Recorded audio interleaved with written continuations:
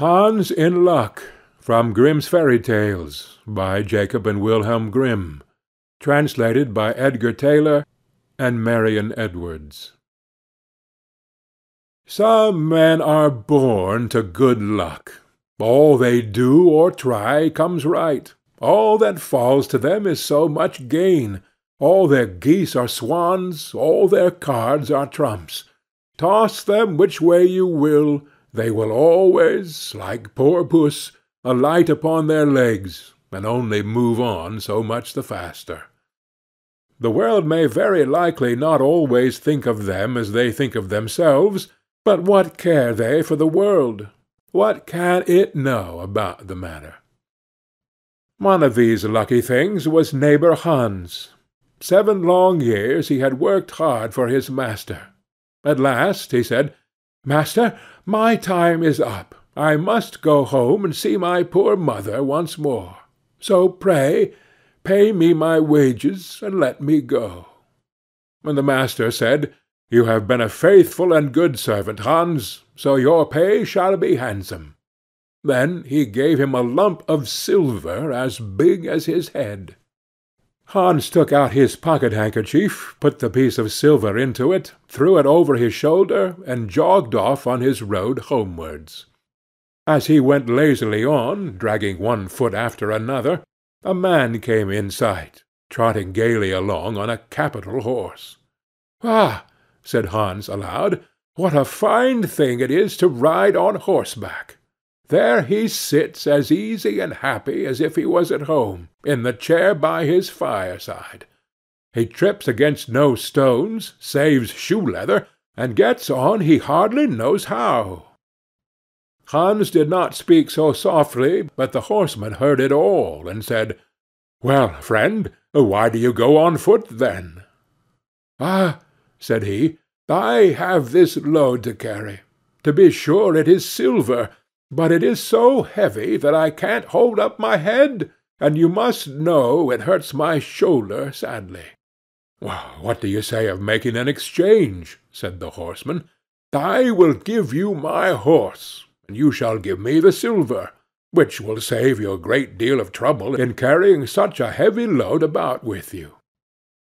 "With all my heart," said Hans, "but as you are so kind to me, I must tell you one thing.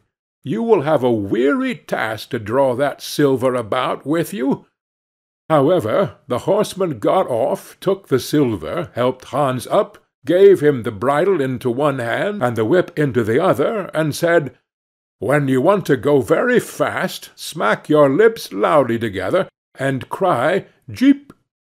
Hans was delighted as he sat on the horse, drew himself up, squared his elbows, turned out his toes, cracked his whip, and rode merrily off, 1 minute whistling a merry tune, and another singing, "No cares and no sorrow, a fig for your morrow, we'll laugh and be merry, sing neigh don derry." After a time he thought he should like to go a little faster, so he smacked his lips and cried "Jeep!" Away went the horse full gallop, and before Hans knew what he was about, he was thrown off, and lay on his back by the roadside. His horse would have run off if a shepherd, who was coming by driving a cow, had not stopped it. Hans soon came to himself, and got up on his legs again, sadly vexed, and said to the shepherd, "This riding is no joke. When a man has the luck to get upon a beast like this that stumbles and flings him off as if he would break his neck. However, I'm off now, once for all. I like your cow now a great deal better than this smart beast that played me this trick, and has spoiled my best coat, you see, in this puddle, which, by the by, smells not very like a nosegay. One can walk along at one's leisure behind that cow, keep good company, and have milk, butter, cheese every day into the bargain. What would I give to have such a prize?" "Well," said the shepherd, "if you are so fond of her, I will change my cow for your horse." I like to do good to my neighbors, even though I lose by it myself."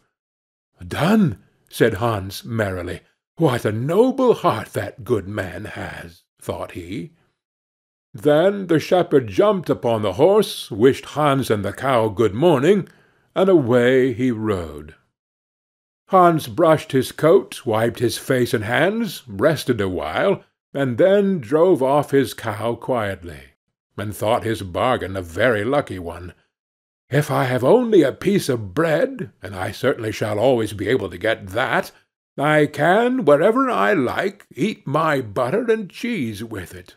And when I am thirsty, I can milk my cow and drink the milk. And what can I wish for more?" When he came to an inn, he halted, ate up all his bread, and gave away his last penny for a glass of beer. When he had rested himself, he set off again, driving his cow towards his mother's village. But the heat grew greater as soon as noon came on, till at last, as he found himself on a wide heath that would take him more than an hour to cross, he began to be so hot and parched that his tongue clave to the roof of his mouth. "I can find a cure for this," thought he. "Now I will milk my cow and quench my thirst." So he tied her to the stump of a tree, and held his leathern cap to milk into. But not a drop was to be had. Who would have thought that this cow, which was to bring him milk and butter and cheese, was all that time utterly dry? Hans had not thought of looking to that. While he was trying his luck in milking, and managing the matter very clumsily, the uneasy beast began to think him very troublesome, and at last gave him such a kick on the head as knocked him down, and there he lay a long while senseless. Luckily a butcher soon came by, driving a pig in a wheelbarrow. "What is the matter with you, my man?" said the butcher, as he helped him up. Hans told him what had happened, how he was dry and wanted to milk his cow, but found the cow was dry too. Then the butcher gave him a flask of ale, saying, "There, drink and refresh yourself. Your cow will give no milk. Don't you see she is an old beast, and good for nothing but the slaughter-house?" "Alas, alas!" said Hans, "who would have thought it? What a shame to take my horse and give me only a dry cow!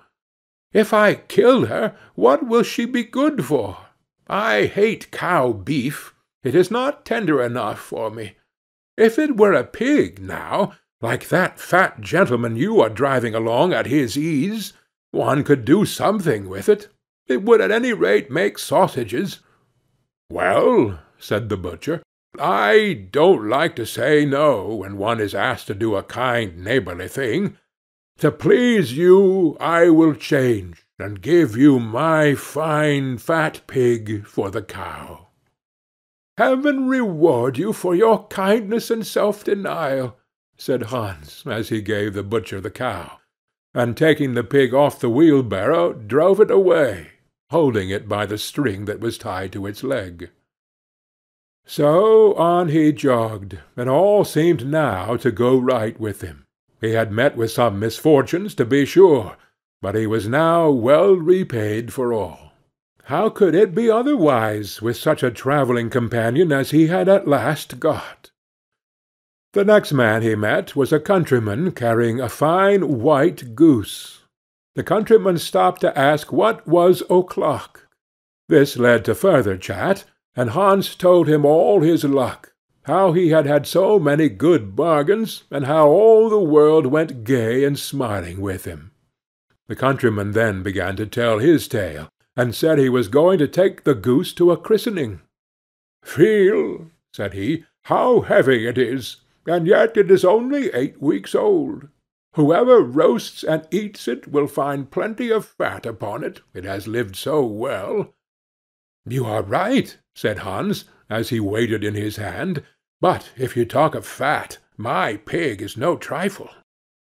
Meantime the countryman began to look grave, and shook his head. "Hark ye," said he, "my brother friend, You seem a good sort of fellow, so I can't help doing you a kind turn. Your pig may get you into a scrape. In the village I just came from, the squire has had a pig stolen out of his sty. I was dreadfully afraid when I saw you that you had got the squire's pig. If you have, and they catch you, it will be a bad job for you. The least they will do will be to throw you into the horse-pond. Can you swim?" Poor Hans was sadly frightened. "Good man," cried he, "pray get me out of this scrape. I know nothing of where the pig was either bred or born, but he may have been the squire's for aught I can tell. You know this country better than I do. Take my pig, and give me the goose." "But I ought to have something into the bargain," said the countryman. "Give a fat goose for a pig, indeed! 'Tis not every one would do so much for you as that. However, I will not be hard upon you, as you are in trouble." Then he took the string in his hand, and drove off the pig by a side path, while Hans went on the way homewards free from care. "After all," thought he, "that chap is pretty well taken in. I don't care whose pig it is, but wherever it came from, it has been a very good friend to me. I have much the best of the bargain. First there will be a capital roast. Then the fat will find me in goose grease for 6 months. And then there are all the beautiful white feathers. I will put them into my pillow, and then I am sure I will sleep soundly, without rocking. How happy my mother will be! Talk of a pig, indeed! Give me a fine fat goose."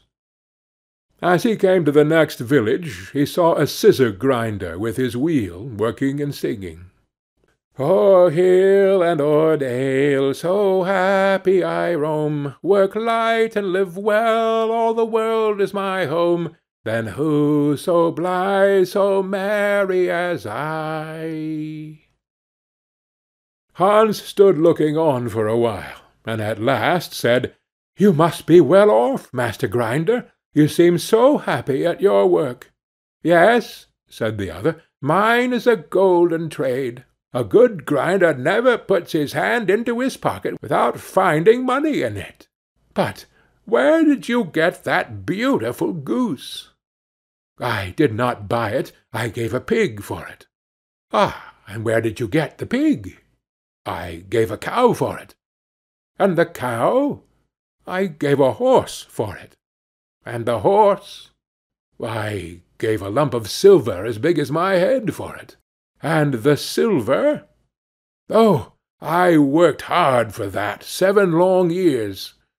"You have thriven well in the world hitherto," said the grinder.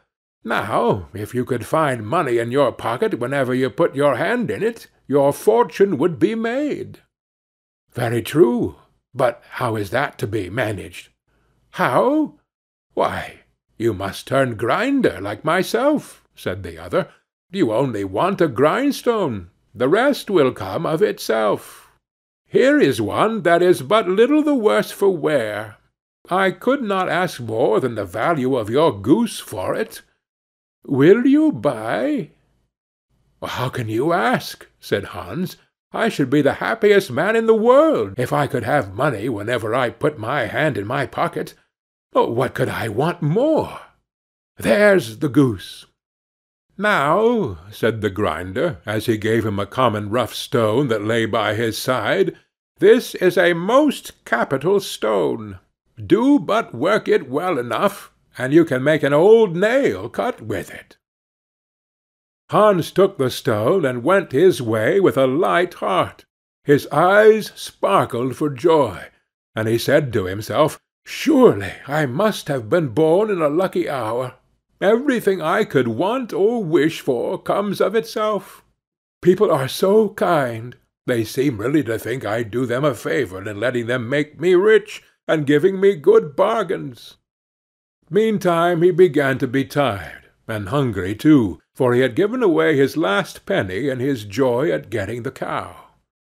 At last he could go no farther, for the stone tired him sadly, and he dragged himself to the side of a river, that he might take a drink of water and rest awhile. So he laid the stone carefully by his side on the bank, but, as he stooped down to drink, he forgot it, pushed it a little, and down it rolled plump into the stream.